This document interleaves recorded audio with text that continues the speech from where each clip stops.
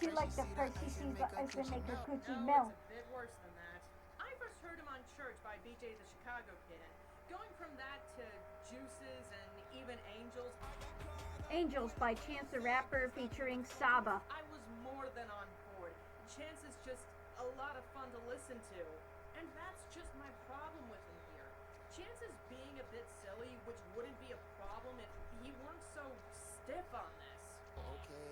I'm sorry, I can't believe that Chance enjoyed this, and I especially can't believe that he put in much effort for his verse here. It's just a disappointing feature. Looking for the one, what bitch you looking at the one? Not disappointed by Lil Wayne though. I mean, he's doing better than usual. Don't make me catch a body, that's for any and everybody. I'm actually tempted to say that he's doing better than Chance is.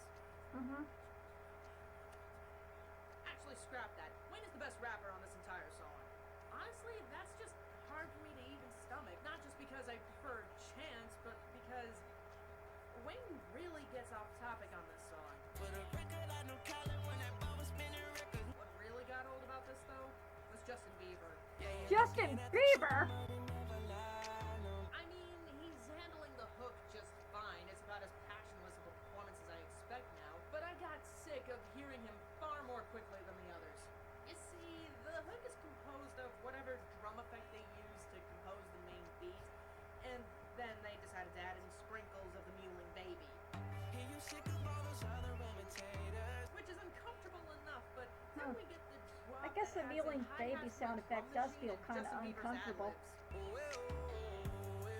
I'm the one. It gets annoying real quick, but the worst part about Justin Bieber is at the outro.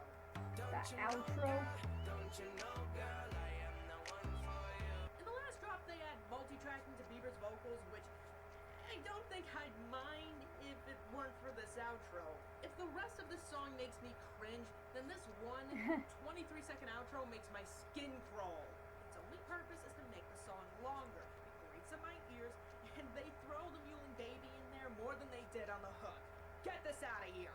I am the one for you. I'm the one. Yeah, I'm the one. I guess that must be the worst song. Number 6.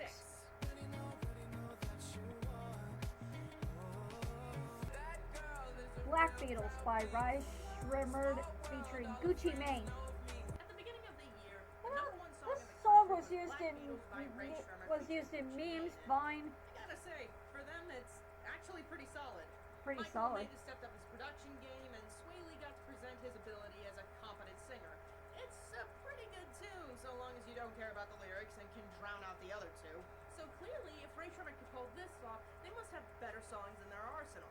Obviously, since this was so masterful, the public thought that they must have more good songs up their sleeves. It's perfectly right to assume.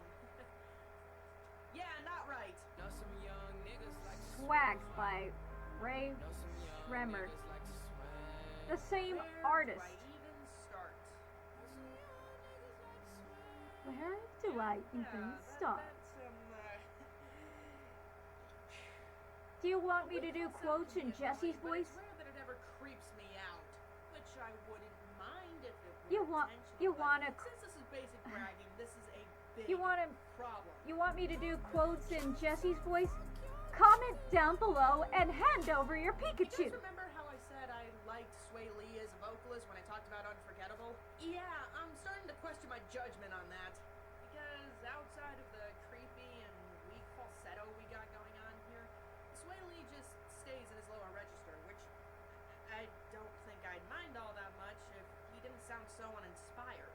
And again, with basic brag rap, there's next to nothing notable about the verses. Young niggas from the bottom. The other guy, I don't care enough to learn his name, is barely on the song. He feels more like a guest feature than anything. A guest He also feature? doesn't add anything. I barely register when he comes on because this beat. Know some young niggas like to swag. I don't know if that's some weird horn or synth. This Either way, it's I disgusting. bet this is used in Where's Vine Michael May when you and need him? memes. Who the fuck is this P Nazi guy? Why'd he spell Nazi wrong?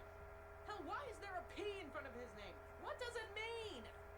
I am not gonna if I spell capital Nazi, then I'm gonna consider it's gonna This be can go away now. violating the rights. Oh, an ad for the video game Borderlands 4. At Edward Jones, Yeah, we I don't see play that different kind to of make a game. meaningful difference. That means partnering with our client. I have no idea. Number 5. Number 5. I'm about to get very blunt and possibly a bit emotional on this next one. There's no room for joking when it comes to this.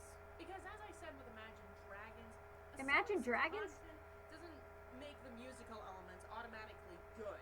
However, a song's content can also put it under fire real quick. And after a few months, this one has finally wore out its welcome. 1-800-273-8255 by Logic featuring Alicia Cara. After I wrote this for fall, I committed a critic's sin.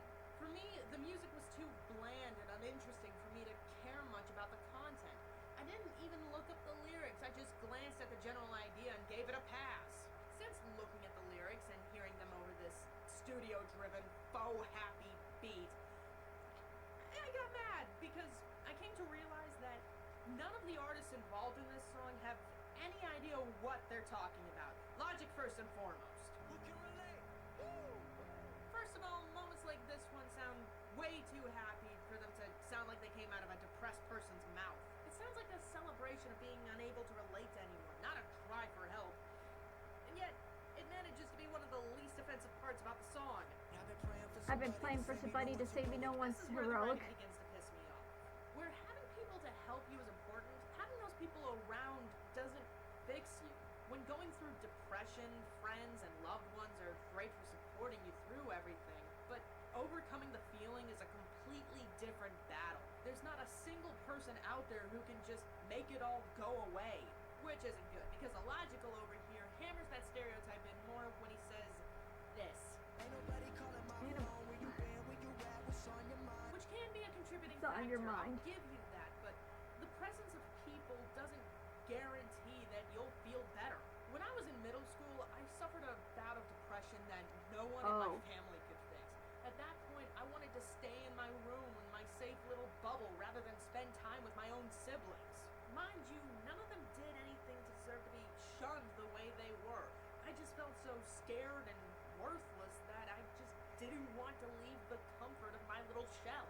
I never had a place to call my own. Never had a place to call my own. I never had a. Precious, but nobody care about mine. These are flat Now out you know how stereotypes. Meow Can they be a feels. problem? Absolutely, but that's not usually the case. Several depressed people have a home that they feel safe coming back to and have people that care about them. Even if home isn't safe, most depressed people I've met have always tried to find little safe Song havens for themselves. sung by people Once who again, are having depressed people who care about you doesn't automatically fix you. and depression. It can feel like no one cares while people still have loved ones who actually care very deeply. And from failing to talk about depression, we go to failing to express the pain and distraught associated when someone thinks about killing themselves. Uh-oh. I've been taking my time. Taking your time Taking your time. with what? I feel like I'm out of my mind. You sound pretty fucking calm to me. I don't wanna be alive. Oh, jeez. Stop the song. This is so suicidal. Guys, during that bout of depression I mentioned earlier during middle school, I started having nightmares where I would wake up, go to my kitchen, grab one of my dad's chef knives, and stab myself with it. It scared me OMG. so badly, I would jolt awake, crying every time. Eventually, it got to the point where they started showing up during the day. Now, thankfully for me, this only got as far as my thoughts. I did not I would never do something like that when I had nightmares. anyway, I avoided the chef knives like the plague, but looking back, I don't know what scared me more, okay? The fact that I imagined it at all, or the fact that I was starting to consider killing myself as a rational idea. At this point in my life, I was conflicted between wanting to live and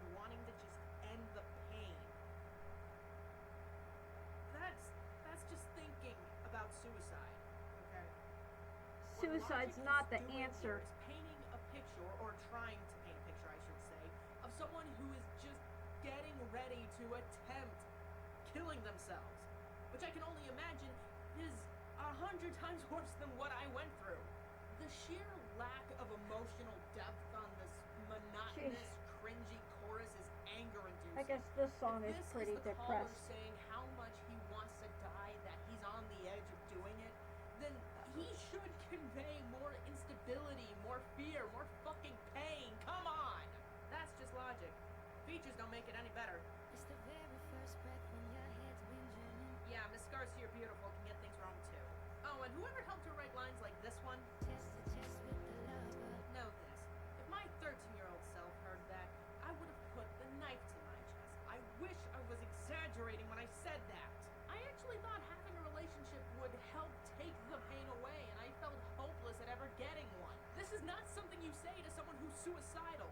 It's holding on though the road's long and seeing light in the darkest. I've done the research, not how the hotline works. Mental The illness. National Suicide JV Hotline is Radio run by Review. trained professionals that will sometimes redirect you to another trained professional that is specifically towards your issue that you're experiencing.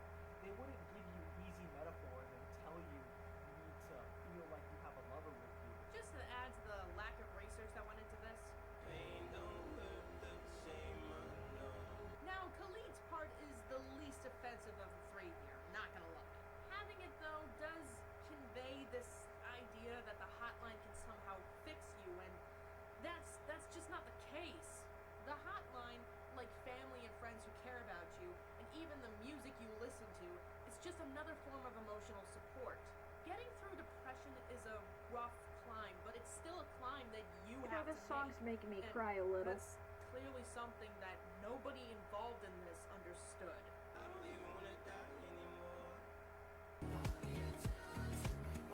Yeah. Suicide's not the answer. You just gotta make life the best of it. Number 4.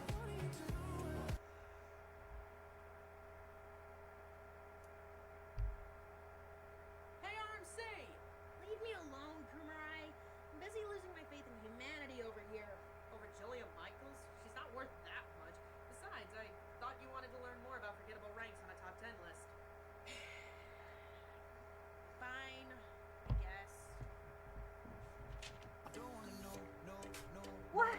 This song was used in the top 10 worst songs of 2016. Number 8 is a safe bet to ensure that. However, every now and again, you get an artist who you don't want to have the attention, but it's too reprehensible to leave in the lower half of the list.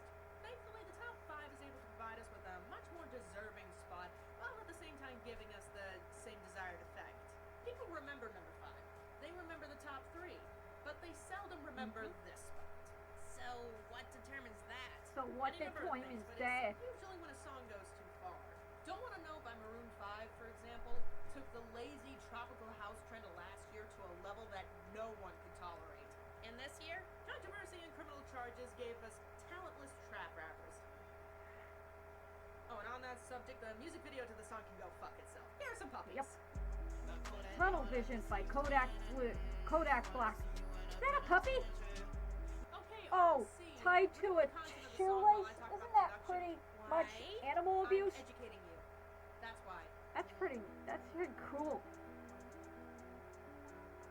Tunnel Vision starts with these plucked guitar strings. They're eerie and Dog, unnerving, a hairless which would dog. have been a great setup to a threatening piece if anything were ever done with them.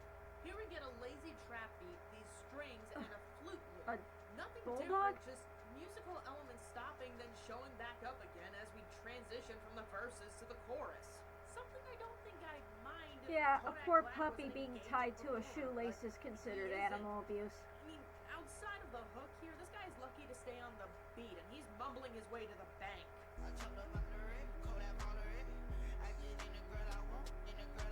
If I wanted to listen to Tug someone of I war barely understood, against a I'd listen plush to Young doll. Thug. At least he's got charisma on his side. Well, that about covers what I have to